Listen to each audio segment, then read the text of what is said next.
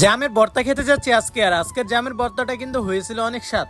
আর এই জাম কিন্তু আমরা পেরে এনেছিলাম ইমনদের বাড়ির পাশের বাড়ি থেকে। আর জয়রুলের হাতের মধ্যে দেখতে পাচ্ছেন যে আমরা কিন্তু এক বল জাম পেরে এনেছি এবং এই জামগুলো কিন্তু এখন বাঁচতাছি, মানে ভালো যে জামগুলো ওইগুলো হচ্ছে রাখতেছে আমাদের বলের মধ্যে, এবং যে জামগুলো নষ্ট হয়ে গেছে ওই জামগুলো আমরা ফেলে দিতেছি, তার সাথে কিন্তু কাঁচা জামগুলো আমরা ফেলে দিতেছি।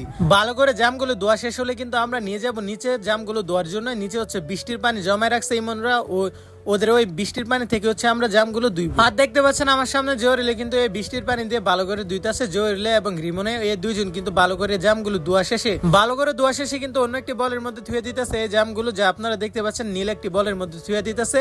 আর এই বল কিন্তু আমরা নিয়ে যাচ্ছি এখন ছাদের মধ্যে গিয়ে কিন্তু আমরা আজকে জামের ভর্তা বানাবো এবং ওইখানে বসে হচ্ছে আমরা সবাই খাবো আজকে জামের ভর্তাটা। জামের বলটা কিন্তু জয়রুলে ইমনদের ছাদের মধ্যে নিয়ে আসার পরে কিন্তু আমরা এখানে সবকিছু মিক্স করতেছে, মানে রিমন হচ্ছে দেখতে পাচ্ছেন যে মরিচের গুঁড়া সহ লবণ যা কিছু আছে সবকিছু কিন্তু ভালো করে দিয়ে দিচ্ছে এবং দিয়ে দেওয়ার পরে কিন্তু আমরা এটা মিক্স করব। যাই হোক, সবকিছু কিন্তু দেওয়া শেষ হয়ে গেছে আমাদের জামের বলের মধ্যে। এখন দেখতে পাচ্ছেন আমাদের বন্ধু জয়রুলে কিন্তু এটাকে ভালো করে মিক্স করতেছে এবং মিক্স করা শেষে কিন্তু এখন আমরা সবাই বসে পড়ি খাওয়ার জন্য।